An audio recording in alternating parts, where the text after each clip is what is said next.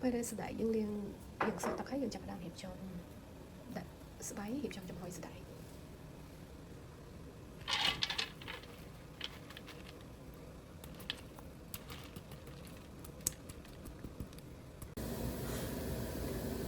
យើងរៀបចំដាក់ស្ដាយចំហុយតែយើងដាំទឹកឲ្យពុះបែបនេះសិនជំនាញដាក់ស្ដាយចូលទឹកពុះហើយអញ្ចឹងយើងរៀបចំដាក់ស្ដាយចំហុយ